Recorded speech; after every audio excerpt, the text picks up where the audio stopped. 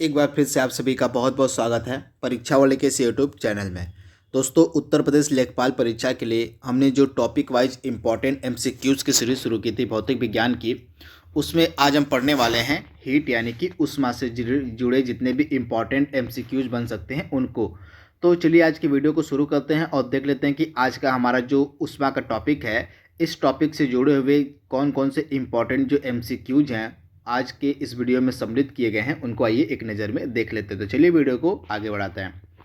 तो पहला प्रश्न आपकी स्क्रीन पर है, जो कि बहुत बार रिपीटेड प्रश्न है। आपसे पूछा गया है कि कितने डिग्री पर सेल्सियस और फ़ारेनहाइट तापक्रम समान रहते हैं, आपसे पूछा गया है। तो इसका आंसर आपका हो जाएगा ऑप्शन ए, यानी कि -40 डिग्री पर। आपका जो -40 डिग्री होता है, इस पर सेल्सियस और फ़ारेनहाइट जो होते हैं, इनका जो तापक्रम होता है समान होता है, यानी कि ऑप्शन आपका यहाँ पे ए जो है बिल्कुल सही हो जाएगा। आप इसे याद कर लीजिएगा। इसके बाद अगला प्रश्न यहाँ पे हमारा है, संवहन द्वारा ऊष्मा का स्थानांतरण निम्नलिखित में से किस में होता है, आपसे पूछा गया है। तो एक चीज़ आप ध्यान से याद कर लीजिएगा, संवहन के द्वारा जो ऊष्मा का स्थानांतरण होता है वो केवल और केवल द्रवों में और गैसों में होता है। तो आप इसे याद रखिएगा, संवहन के द्वारा ऊष्मा का जो स्थानांतरण होता है यह केवल द्रवों में और गैसों में हो सकता है। तो द्रव और गैस किस ऑप्शन में आपको दिए गए हैं, तो ऑप्शन आपके सी में दिए गए हैं, द्रव और गैस। तो आप इसे याद रखिएगा, ऑप्शन सी आपका बिल्कुल सही है। अगला प्रश्न यहाँ पे हमारा है, और भाप से जो हाथ है हमारा अधिक जलता है अपेक्षाकृत उबलते जल से, इसका कारण क्या होता है। तो इसका सिंपल सा कारण होता है, भाप की जो गुप्त ऊष्मा होती है वो सर्वाधिक होती है, अधिक होती है। इसी कारण से भाप से अगर हमारा हाथ जलता है तो जलन का ज़्यादा अनुभव हमें होता है, यानी कि ऑप्शन आपका ए यहाँ पे बिल्कुल सही है। भाप में गुप्त ऊष्मा होने के कारण जो हमारा हाथ है अगर भाप से जलता है तो जलन का जो अनुभव होता है हमें ज़्यादा होता है। तो आप इसे याद रखिएगा। एक स्वस्थ मनुष्य के शरीर का ताप आपसे पूछा गया कितना होता है, आपको बताना है। तो एक हेल्दी जो मनुष्य होता है, एक स्वस्थ जो मनुष्य होता है, उसके शरीर का ताप कितना होता है। तो अगर हम एग्जैक्ट फिगर की बात करें तो एग्जैक्ट फिगर आपका हो जाएगा 36.9 डिग्री सेल्सियस जो होता है एक स्वस्थ मनुष्य के शरीर का तापमान होता है। तो आप इसे याद रखिएगा। वही अगर हम फ़ारेनहाइट की बात करें तो फ़ारेनहाइट में कितना होता है, तो फ़ारेनहाइट में होता है एक स्वस्थ मनुष्य के शरीर का ताप 98.66 डिग्री फ़ारेनहाइट। तो सेल्सियस में भी आपको याद रखना है, फ़ारेनहाइट में भी आपको याद रखना है शरीर का तापमान, और आपको केल्विन में भी याद रखना है। तो केल्विन में कितना होता है, तो केल्विन में एक स्वस्थ मनुष्य के शरीर का ताप होता है 310 केल्विन। तो तीनों केल्विन में कितना होता है, फ़ारेनहाइट में कितना होता है, सेल्सियस में कितना होता है, तीनों आपको पता होना चाहिए। तो इस प्रश्न का हमारा राइट आंसर क्या हो जाएगा, 37 डिग्री सेल्सियस। तो आप इसे याद रखिएगा, 36.9 होता है लेकिन हम 37 कह सकते हैं। 37 डिग्री सेल्सियस जो है इसका तापमान होता है एक स्वस्थ मनुष्य के शरीर का। तो आप इसे याद रखिएगा। अगला प्रश्न यहाँ पे हमारा है, और केल्विन पैमाने पर मानव शरीर का ताप कितना होता है। तो आप इसे याद रखिएगा, केल्विन पैमाने पर मानव शरीर का ताप कितना होता है, 310 होता है। तो आप इसे याद रखिएगा। केल्विन का मान कितना होता है, 273 होता है, प्लस इसमें हम सेल्सियस का मान यानी कि 37 ऐड कर देते हैं, तो आपका एक स्वस्थ मनुष्य के शरीर का ताप पता चल जाता है 310। इस प्रकार से राइट आंसर आपका होगा। आप इसे याद रखिएगा। परम शून्य ताप का क्या मतलब होता है, परम शून्य ताप होता है क्या, आपसे पूछा गया है। तो परम शून्य ताप क्या होता है, सैद्धांतिक रूप से जो न्यूनतम संभव तापमान होता है उसी को हम कहते हैं परम शून्य ताप, यानी कि ऑप्शन आपका जो बी है यहाँ पे बिल्कुल सही हो जाएगा। सैद्धांतिक रूप से जो न्यूनतम एकदम मिनिमम संभव तापमान होता है उसी को हम कहते हैं परम शून्य ताप। तो आप इसे याद रखिएगा, इंपॉर्टेंट है, कई बार एग्जाम में यह रिपीटेड प्रश्न है। तो परम शून्य ताप जो आपका है सेल्सियस पैमाने पर कितना हो सकता है, तो -273 डिग्री कितना होता है। तो सेल्सियस में जो न्यूनतम संभव तापमान होता है -273.15 डिग्री सेल्सियस। तो आप इसे याद रखिएगा। वहीं केल्विन पैमाने पर, केल्विन स्केल पर यह 0 केल्विन होता है, 0 डिग्री केल्विन होता है। तो इसे भी आप याद रखिएगा, इंपॉर्टेंट है। यह होता है आपका परम शून्य ताप। तो आप इसे याद रखिएगा, सेल्सियस पैमाने पर जो न्यूनतम संभव तापमान होता है वो होता है -273.15 डिग्री सेल्सियस। वहीं केल्विन पर होता है 0 केल्विन। तो आप इसे याद रखिएगा, इंपॉर्टेंट है। इसके बाद अगला प्रश्न यहाँ पर हमारा है, जब बर्फ पिघलती है तो निम्नलिखित में से क्या देखने को मिलता है, आपसे पूछा गया है। तो जब बर्फ पिघलती है तब उसका जो आयतन होता है वह घटता है। तो आप इसे याद रखिएगा, जब बर्फ पिघलती है तो उसका आयतन घटता है। तो ऑप्शन आपका जो यहाँ पे सी है बिल्कुल सही हो जाएगा, उसका आयतन घटता है। अगला प्रश्न यहाँ पे हमारा है, थर्मोस्टेट का कार्य क्या है, आपसे पूछा गया है। तो थर्मोस्टेट का कार्य क्या होता है? थर्मोस्टेट का कार्य होता है तापमान को स्थिर रखना। तो आप इसे याद रखिएगा, तापमान को स्थिर रखना जो है मेन कार्य होता है थर्मोस्टेट का। तो आप इसे याद रखिएगा, ऑप्शन आपका जो बी है यहाँ पे बिल्कुल सही है, तापमान को स्थिर रखना, यानी कि ऑप्शन आपका बी यहाँ पे बिल्कुल सही है। अगला प्रश्न यहाँ पे हमारा है, रेफ्रिजरेटर में खाद्य पदार्थों को ताज़ा रखने के लिए सुरक्षित तापमान आपसे पूछा गया है कितना होता है।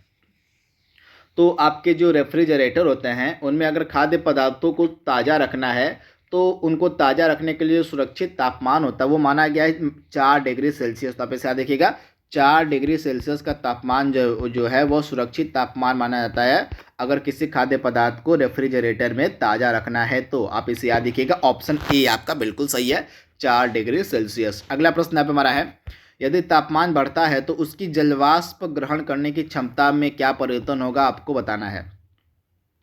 तो काफ़ी सिंपल सा प्रश्न है आपका। अगर तापमान बढ़ेगा पृथ्वी पर, यानी किसी भी जगह का तापमान अगर बढ़ता है, मान लीजिए टेम्परेचर अगर बढ़ता है, तो वाष्पीकरण यानी कि एवापोरेशन की दर भी आपकी बढ़ेगी, वाष्पीकरण भी बढ़ेगा तथा उसकी जलवाष्प ग्रहण करने की क्षमता भी बढ़ेगी। तो इस प्रकार से जितना वाष्पीकरण होगा उतना जलवाष्प ग्रहण करने की क्षमता बढ़ती है। तो राइट आंसर आपका क्या हो जाएगा, जलवाष्प ग्रहण करने की क्षमता आपकी बढ़ेगी, यानी कि ऑप्शन आपका जो बी है यहाँ पे बिल्कुल सही है। आप इसे याद रखिएगा, जलवाष्प ग्रहण करने की जो क्षमता है वह बढ़ेगी। इंपॉर्टेंट प्रश्न है, इसको आप नोट डाउन जरूर कर लीजिएगा। अगला प्रश्न यहाँ पे हमारा है, और कमरे में लगा हुआ जो एसी होता है, जो आपका एयर कंडीशनर होता है, वह क्या नियंत्रित करता है, आपसे पूछा गया है।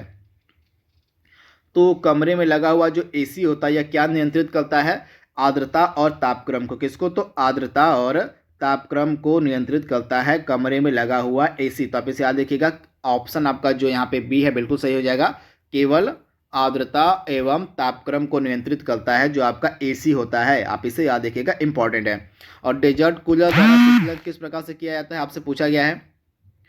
तो डेजर्ट कूलर द्वारा जो शीतलन होता है किस पर आधारित होता है, तो इसका राइट आंसर हो जाएगा वाष्पन शीतलन होता है आपका डेजर्ट कूलर के द्वारा। जो है किस प्रकार का शीतलन किया जाता है, तो वाष्पन शीतलन किया जाता है आपका डेजर्ट कूलर के द्वारा। आप याद देखिएगा, जो डेजर्ट कूलर होता है वह पानी के वाष्पीकरण के द्वारा जो है वायु यानी कि जो आपकी एयर होती है आसपास की उसको ठंडा करता है। तब इसे याद देखिएगा, पानी के वाष्पीकरण के द्वारा जो वायु होती है आसपास की उसको ठंडा करने का कार्य किया जाता है आपके किसके द्वारा, तो डेजर्ट कूलर के द्वारा। तो ऑप्शन आपका बी यहाँ पे बिल्कुल सही हो जाएगा। अगला प्रश्न यहाँ पे हमारा है, जब पानी में नमक मिलाया जाता है तो निम्नलिखित में से क्या परिवर्तन देखने को मिलता है, आपसे पूछा गया है।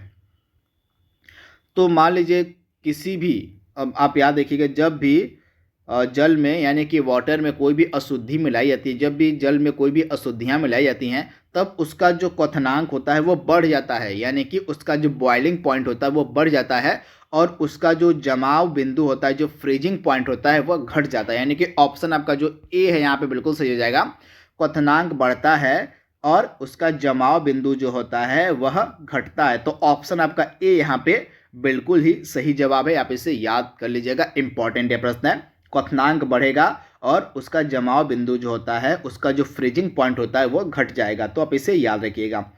अगला प्रश्न यहाँ पे हमारा क्या है, देख लीजिए। अच्छा, एक चीज़ आप ध्यान दीजिएगा, अगर कोई बर्फ़ है, कोई बर्फ़ का टुकड़ा है, अगर वो 0 डिग्री सेल्सियस पे अगर पिघल रहा है, तो अगर हम उस पर 0 डिग्री सेल्सियस पर जो बर्फ़ पिघल रही उसमें अगर हम थोड़ा सा नमक मिला दें या थोड़ा सा सोडा मिला दें या कोई भी अशुद्धि उसमें मिला दें, तो उसका जो गलनांक बिंदु है वह 0 डिग्री सेल्सियस से बढ़कर कितना हो जाएगा, -22 डिग्री सेल्सियस तक पहुंच जाएगा। यानी कि जो बर्फ है अब वह -22 डिग्री सेल्सियस पर गलेगी। तो आप इसे याद रखिएगा, इंपॉर्टेंट है। अगला प्रश्न यहाँ पे हमारा है, निम्नलिखित परिस्थितियों में से किसमें जो गीला कपड़ा होगा यानी कि वेट कपड़ा आपका होगा, गीला कपड़ा होगा, जल्दी सूख जाएगा। तो काफ़ी सिंपल सा प्रश्न है, दैनिक दिनचर्या में आपको पता होगा इसी तरह के प्रश्न आपसे एग्जाम में पूछे जाएंगे, दैनिक दिनचर्या पर आधारित। तो काफ़ी सिंपल सा प्रश्न है, थोड़ा आप दिमाग लगाएंगे तो इस प्रश्न को जल्दी से सॉल्व कर लेंगे। तो मैं आपको बता देता हूँ कि गीला कपड़ा किस परिस्थिति में जल्दी सूखता है। अगर तापमान सर्वाधिक होगा, यानी कि आपका टेम्परेचर जो है वो अगर वह सर्वाधिक होगा और आपकी जो ह्यूमिडिटी है यानी कि जो आर्द्रता है वो सबसे कम होगी, इस परिस्थिति में जो है आपका कपड़ा जो है सबसे जल्दी सूखेगा। अगर ह्यूमिडिटी अगर आपकी इन्वायरमेंट में ज़्यादा होगी, अगर टेम्परेचर आपका कम होगा यानी कि ह्यूमिडिटी आपकी ज़्यादा है और आपका टेम्परेचर कम है, तो इस परिस्थिति में जो है आपका कपड़ा कभी भी जल्दी नहीं सूख पाएगा। तो आपको आंसर की तलाश करना है और आपका बताना है कि किस ऑप्शन में टेम्परेचर ज़्यादा दिया गया है और ह्यूमिडिटी सबसे कम दी गई है, इसी परिस्थिति में आपका कपड़ा जो है जल्दी सूख जाएगा। तो इस कॉन्सेप्ट के आधार पर आपका आंसर क्या हो जाएगा, 20 डिग्री आर्द्रता मतलब 20% आर्द्रता और 60 डिग्री सेल्सियस का तापक्रम, यानी कि आर्द्रता यहाँ पे सबसे कम दी गई है और तापमान सबसे ज़्यादा दिया गया है। तो इस परिस्थिति में जो है आपका कपड़ा जो है जल्दी सूख जाएगा। तो ऑप्शन डी आपका यहाँ पे बिल्कुल सही है। अगला प्रश्न यहाँ पे हमारा है, थर्मस फ्लास्क में लंबे समय तक तरल गर्म या ठंडा रहते हैं। जिस परिस्थिति में आप पानी को रखते हैं, मतलब थर्मस फ्लास्क में कुछ भी रखते हैं या तरल जो गर्म रखते हैं तो वो गर्म ही रहता है कुछ समय तक, या ठंडा उसको रखते हैं तो वो कुछ समय तक ठंडा ही रहता है। तो इसका कारण क्या होता है आपको बताना, उस वक्त की कोई हानि अथवा प्राप्ति नहीं होती, आपको बताना है। तो इसका राइट आंसर हो जाएगा, थर्मस फ्लास्क में संचालन, संवहन और विकिरण के दौरान ऊष्मा की कोई हानि और प्राप्ति नहीं होती है। इसी कारण से जो आपका फ्लास्क होता है उसमें लंबे समय तक जो तरल होता है गर्म या ठंडा रहता है। यानी कि ऑप्शन आपका ए और बिल्कुल सही है, संचालन तथा संवहन एवं विकिरण के द्वारा ऊष्मा की कोई भी हानि और प्राप्ति नहीं होती है। इसी कारण से लंबे समय तक थर्मस फ्लास्क में जो तरल होता है गर्म और ठंडा बना रहता है। आपको बताना है कि जो श्वेत वस्त्र होते हैं यानी कि वाइट कपड़े होते हैं यानी कि सफ़ेद कपड़े होते हैं, काले वस्त्रों की अपेक्षा ठंडे क्यों होते हैं, आपसे पूछा गया है। तो आपको पता होगा जो काले वस्त्र होते हैं ये ऊष्मा का अवशोषण बहुत तेज़ी से करते हैं। गर्मियों में आपको पता होगा, गर्मियों में जो है काले जो वस्त्र होते हैं उन पर अगर धूप पड़ती है तो वे धूप का अवशोषण कर लेते हैं, बहुत जल्दी से अवशोषण करते हैं, जिस कारण से हमें गर्मी का अनुभव बहुत ज़्यादा होता है।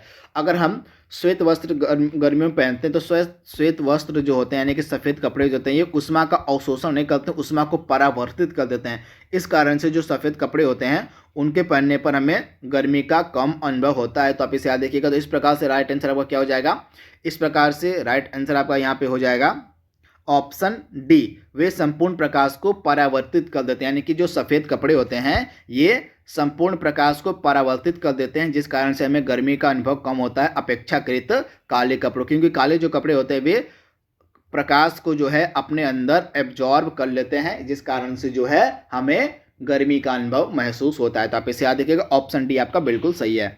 अगला प्रश्न यहाँ पे हमारा है, और पसीने का मुख्य उपयोग क्या है आपको बताना है। तो पसीने का मुख्य उपयोग होता है शरीर के ताप को नियंत्रित रखने में, यानी कि ऑप्शन आपका ए यहाँ पे बिल्कुल सही है, शरीर का ताप नियंत्रित रखने में पसीने का मुख्य उपयोग होता है, यानी कि ऑप्शन आपका ए यहाँ पे बिल्कुल सही हो जाएगा। और मिट्टी के घड़े में किस क्रिया के कारण जल ठंडा होता है आपसे पूछा गया है। तो मिट्टी के घड़े में जो है किस क्रिया के कारण जल ठंडा होता है, तो वाष्पीकरण यानी कि इवापोरेशन की जो प्रक्रिया होती है इसी के कारण मिट्टी के घड़े में जो जल होता है वो ठंडा हो रहता है। यानी कि ऑप्शन आपका जो सी है यहाँ पे बिल्कुल सही है, इवापोरेशन यानी कि वाष्पीकरण। अगला प्रश्न यहाँ पे हमारा है, और प्रेशर कुकर में खाना जल्दी पकने का कारण क्या होता है। तो प्रेशर कुकर में जो खाना जल्दी होता है किस कारण से पक जाता है, तो आपको याद रखना पड़ेगा अधिक दाब के कारण यानी कि हाई प्रेशर के कारण जो पानी का क्वथनांक है वो बढ़ जाता है, जिस कारण से प्रेशर कुकर में जो आपका